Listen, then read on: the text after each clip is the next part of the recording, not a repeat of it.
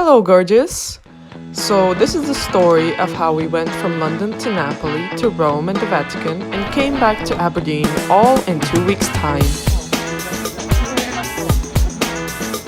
Welcome to Traveling with Spice.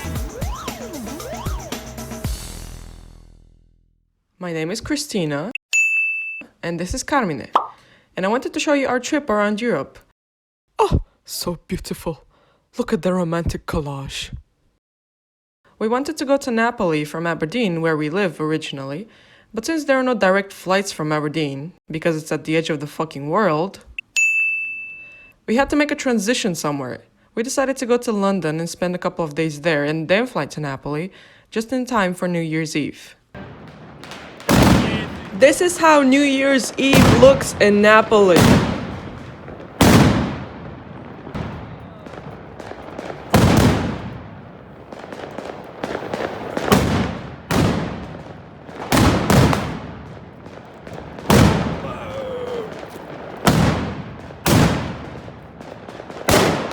There was still smoke from the fireworks the next morning.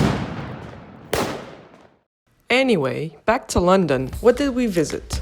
We saw the Tower of London, of course, the Eye, again of course, Tower Bridge, London Bridge, Buckingham Palace, because we wanted to see the famous guards, which we didn't manage to see after all. We just saw three ordinary guys outside talking, and Piccadilly Circus. From there we just strolled around in the city centre.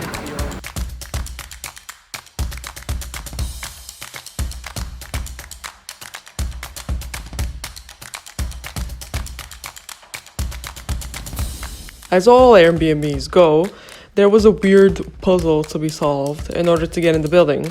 The lock was located on the side of the building, and we had a secret code in order to get in. We managed though, and to be fair, the place was quite clean. We started out with a plan, which afterwards fell apart. Our Airbnb was in Whitechapel, which Carmen told me later that was the place where Jack the Ripper used to operate.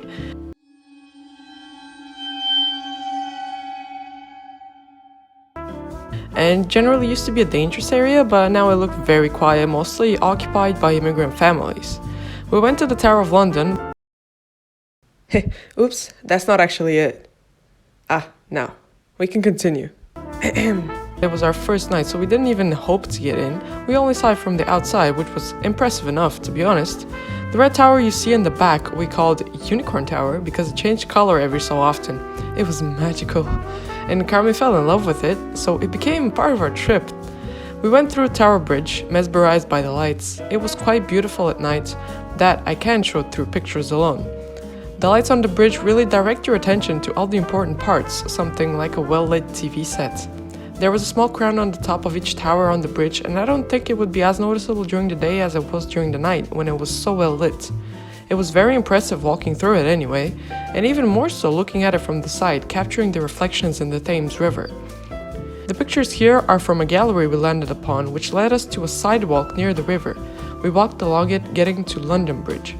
Also, on a side note, there were a ton of Italian tourists there. I know because Carmen kept turning his head every so often, eavesdropping on their conversations.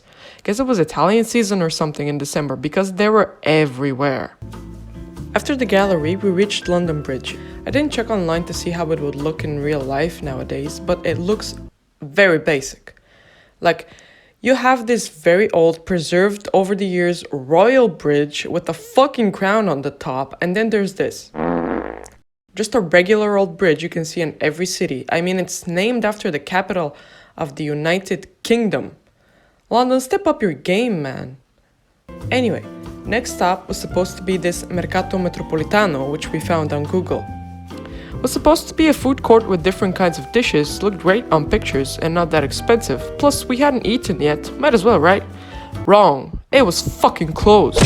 Had been for hours apparently. Turned out it worked until 6 p.m. or something, which was an insult to think that they hadn't waited for their most important customers. Still hungry, we made our way to the Coca-Cola Eye. It wasn't that far, but I did not stop bitching on the way how starved to death I was, even though we had food at the airport, but that's not that important. So right before getting there, we stopped at All Bar One for a beer. Oh, liquid food. You know that moment when you've been doing something for some time now and then you stop for a beer or food or just to have a break? Yeah, those are the sweetest moments. You take a break to recharge and to finally think, I did it, now I deserve some rest. The best breaks are the ones you've worked for. We gathered some energy, emptied our tanks and the beer glasses, and went to see the world-famous Eye of London. It was truly huge, held together with thick wires rammed into the ground, which emphasized its enormous stature. The closer we got, the higher our eyes looked. When we got to the entrance, we saw the prices and decided we couldn't handle its magnificence firsthand. Gazing at it from a distance was more our pace. Is it moving? I'm not sure it's moving. Oh, it moved! It's moving, but very slowly. It's probably boring anyway, let's go ahead. The walk along the river was filled with attractions. The London Dungeon was there as well as the Sea Life Aquarium, but what we eventually visited, because we couldn't handle the magnificence of these venues as well, was the Namco Funscape.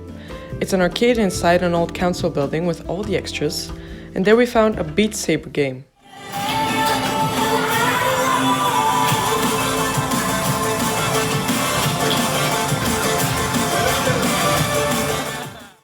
We played a couple of rounds and I had never seen Carmi so excited before. So I guess now we have to buy a VR headset.